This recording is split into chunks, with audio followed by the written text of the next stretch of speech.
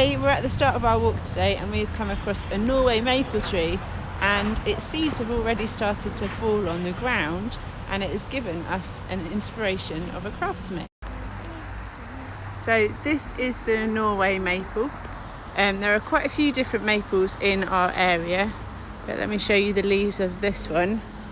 And at the moment it has got some lovely seeds on it which have already started to fall. So these are sort of known as helicopters, but we're going to use them for something different. So we've got lots are on the ground. There's willow. Lots have started to fall on the ground, so we're just going to collect some from the ground to use.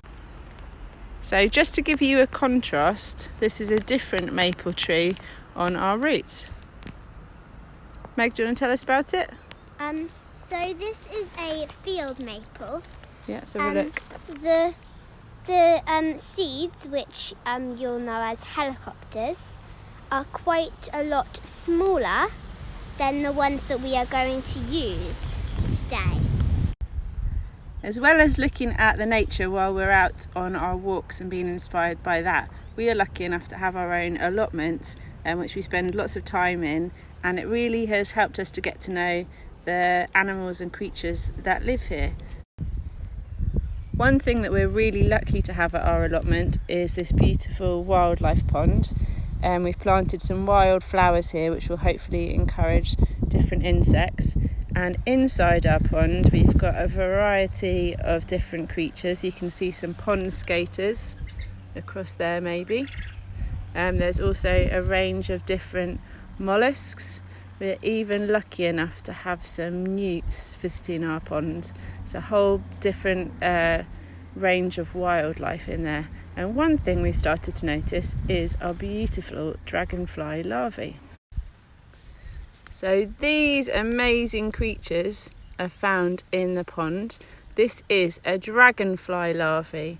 Now lots of children know about our butterfly life cycles and our frog life cycles, but actually there's lots of other creatures that have a similar life cycle. As I said, this is a dragonfly larvae. So dragonflies lay eggs on leaves by the water, and we're very lucky enough to have our own pond here. And then they hatch and they go into these creatures that live in the water. Keeps on falling. Oh, he's upside down. They've got 6 legs, as you can see, which means that they are insects, as we know butterflies are. Oh, there we go. They've got 6 legs, as we know butterflies have. And you can see on this one, if we look closely, he's actually got a pair of wings as well. When he is ready, he will go through several stages of metamorphosis, hatching out of this shell, and he will go into a bigger one. They'll do this several times before they finally hatch and become dragonflies that we see flying outside of the water.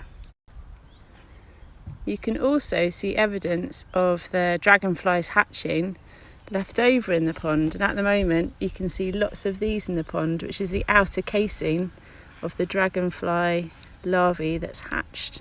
So we've got lots of evidence of that, so you can really see the life cycle if you look closely. For today's activity, we have a hand drill. We have an oak apple, which has a hole in it, which we have used in a previous video where we crushed up and made it into ink. So if you'd like to see that video, check out our YouTube channel.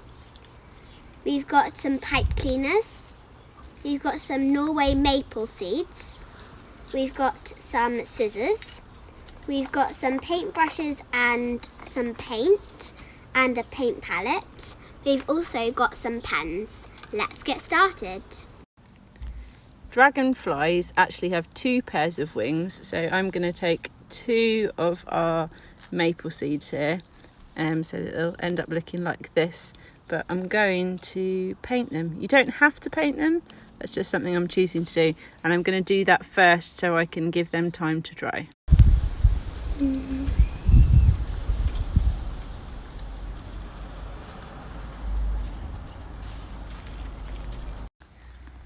while I'm waiting for my painting to dry, I'm going to get my oak apples. Now, if you've watched our previous video, you'll remember that these are found on oak trees, and they are actually produced by the tree, but because of a reaction when a wasp injects the leaf bud, usually, of the oak tree and lays its eggs, it causes the tree to mutate and form this sort of casing around its eggs, which will then protect it. And then when the eggs are ready to hatch, it'll have a hole in it like this, and then the wasps will fly out. So I'm going to use my little hand drill here. These are really, really easy and good to use. So I'm just going to drill a hole. So I just literally twist it and it will drill through my oak apple. It's quite soft. And these are going to be the eyes of my dragonfly.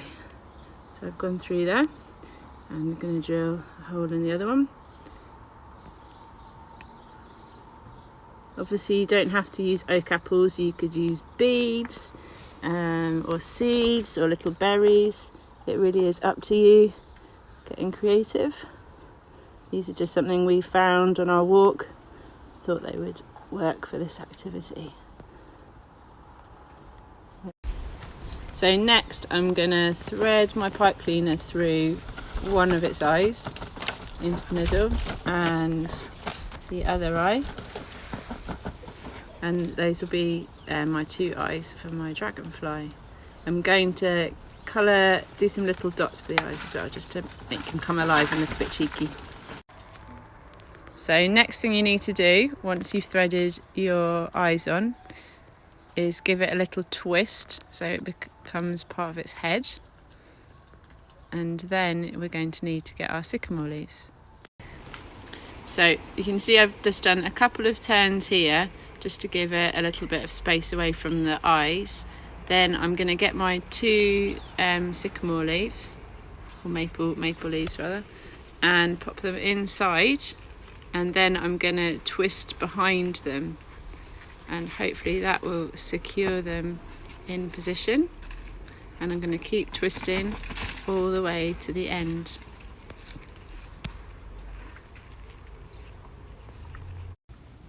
So here's our growing family of dragonflies. You can see we've used some beads for those ones and done the wings a little bit differently. We've got some natural wings here. They've got a beautiful colour just from that Norway maple. And if you want, you can always decorate the wings once they're dry with a bit of felt tip pen to make them even more detailed. We have added our dragonflies to our tree, and you can use them to decorate your garden too. We hope you've enjoyed finding out about dragonflies today, and you might do your own research on the internet to find out about their life cycle. If you've enjoyed our videos, make sure you check out our YouTube channel, Forever Green Forest School. Subscribe, hit the notification bell so you get notifications when we upload new content. Thanks.